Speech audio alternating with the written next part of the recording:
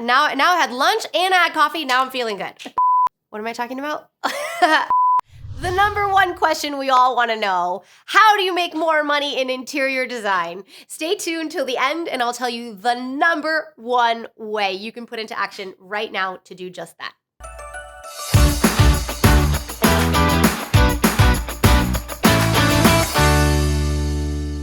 Okay, so here's the thing. There are only 24 hours in the day, and you still have to sleep, you still have to eat, and you still have to pee and do some other things, right? So how do we make more money in interior design with only 24 hours in the day?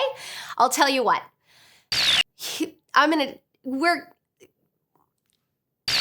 So are you ready for the 6 things that you can do to increase your income in interior design? We're gonna start with number 6. Drum roll, please. Number 6 is leverage.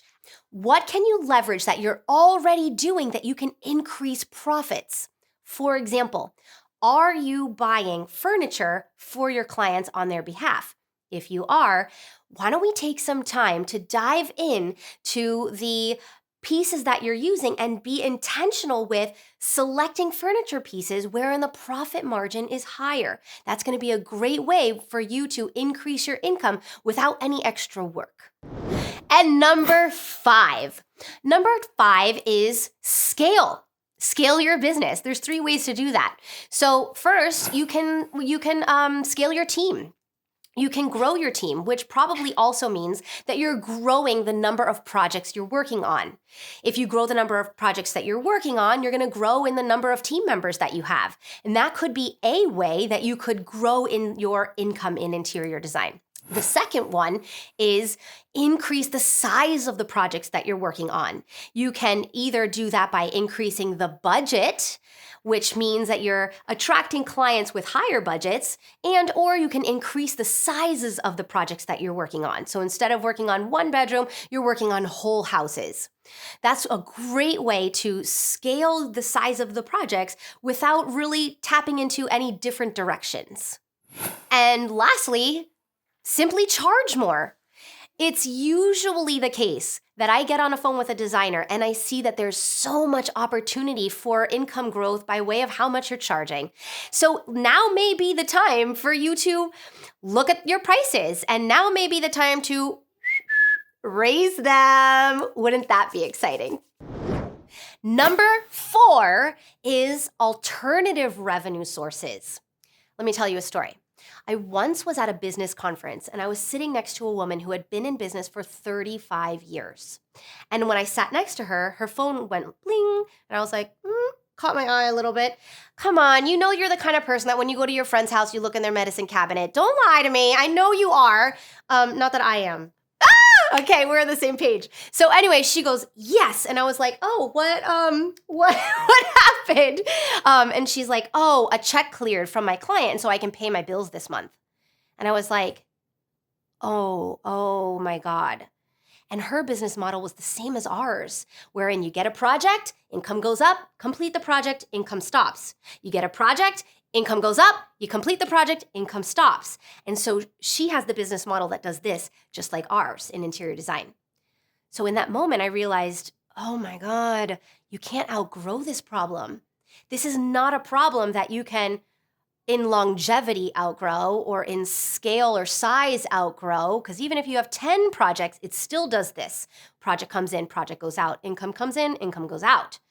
So in that moment, I realized, okay, it's gotta have, we have to have baked into our business alternative revenue streams so that we can go from this and to go into like this and really stabilize that income so that we can have monthly income that we can count on.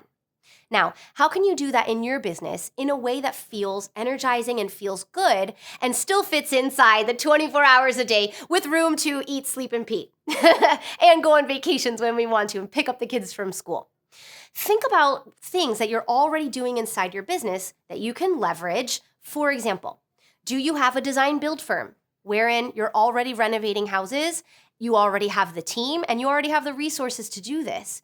Can you then flip houses or create income properties for yourself wherein you buy a rundown place, you renovate it, and then you rent it out to somebody. That could be a great way for you to create alternative revenue. I also like the idea of a designer in my program that she is creating alternative revenue through a truck that is for interior designers to source from when they're doing home staging. She realized that she had amassed all of these accessories throughout her home staging journeys. She had amassed all these accessories and was bringing them on a truck every time she did an installation. And so now she can take that truck to other designers who are doing installations for them to shop her truck of accessories. And it costs her nothing, just is drive the truck to that designer's project.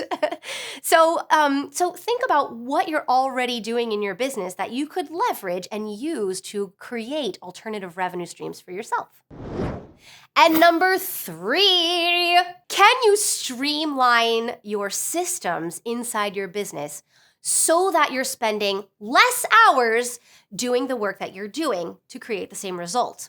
Some ways that you can do that are by creating filing systems, for example. Can you create things back of house that set your team up for rhythms in the way that they work?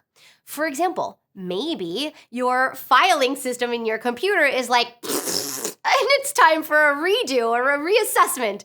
One of the things that we do in our firm is we create project files that are the same in every single project. And they're labeled Number 1, proposals. Number 2, drawings. Number 3, renderings. Number 4, and so on. So every time we open a project file, it always follows that same format, numbered. So I know and my team knows exactly where we can go to find information and exactly where to save information when we want to. Can you organize your email system wherein you have project folders and all emails get saved into a project folder? Is there a computer software that you can use for your whole team to access information at one time or share to-do lists? How can you systemize and structure your back of house to streamline the way that you work? Maybe it's templates, maybe it's systems, maybe it's checklists. For example, when you go to a site visit, and you take notes. Are they all over the place? Or do you have, number 1, electrical? First, I walk into the space and I look for all the outlets are correct. I look for all the lighting fixtures are correct and everything that has to do with electrical. Second, plumbing. Look at all the plumbing fixtures. Are they correct? Are they installed correctly? Third, and so on. Is there systems? Are there structures? Are there templates? Are there ways that you can create structures for yourself so that you're working less hours to create the same result? Great way to make some extra money. Number 2, let's increase the number of leads that come into the office so that you can be more selective with the projects that you take so that you can with your income. How do we do that? I know that's like $1 million question. So the biggest way you can do that is by spreading your message out there and telling everybody that you know what you're doing from your point of view. Not, hi, I'm an interior designer, but hey, I'm an interior designer that approaches design in a really unique way to serve people in a really unique way and explain what that is. If you don't feel like you already know what that is, I'll invite you to something later that you can jump on the call with me and we'll discuss that. But what are you doing in your outreach activities that are creating a following, creating people who crave what you're doing? So some of the ways that you can increase leads are to do in-person networking, to do virtual networking, of course, as well. To do social media marketing is a great way too. So none of these things are earth-shattering, brand new ideas, right? But the point is, are you being intentional with being in action with generating leads on purpose?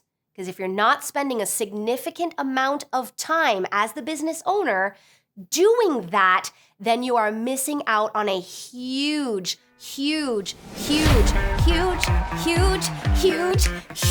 opportunity to increase your income with your business. And the number 1, no, this looks like 11. And the number one way to increase your income is to, are you ready? I feel like I'm gonna hurt some people's feelings by saying this, but I'm just gonna say it because it's true.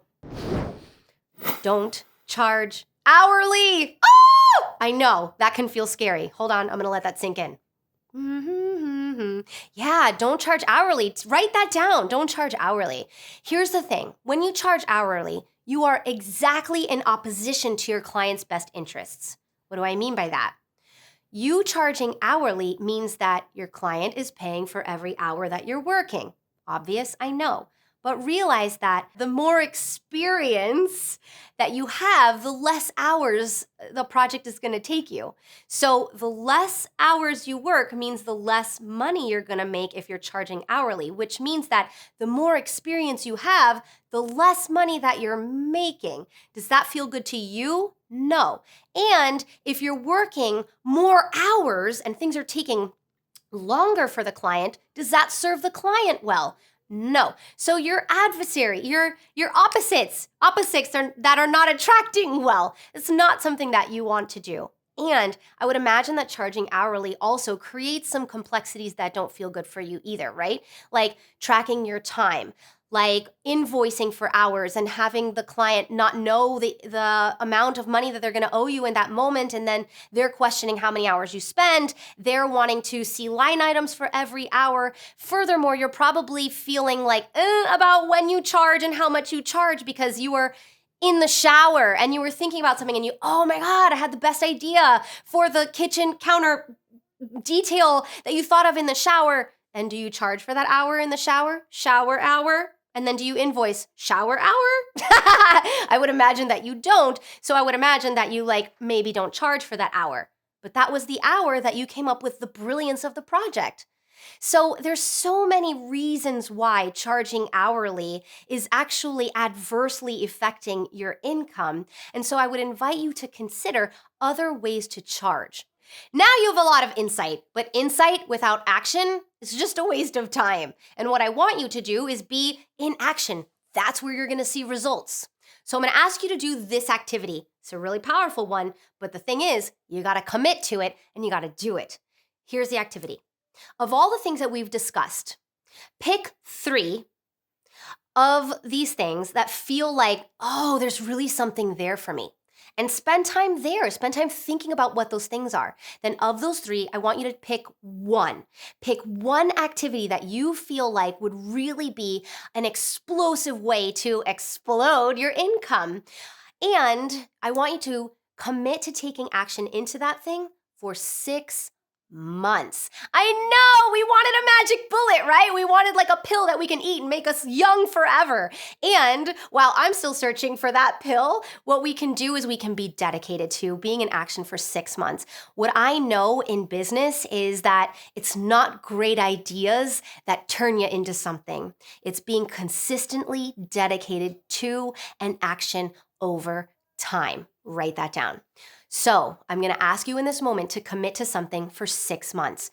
Then what I'm going to ask you to do is to declare that commitment in our Facebook group so that as a community, we can rally alongside you and cheer you on to seeing that action through for 6 months. Will you do that?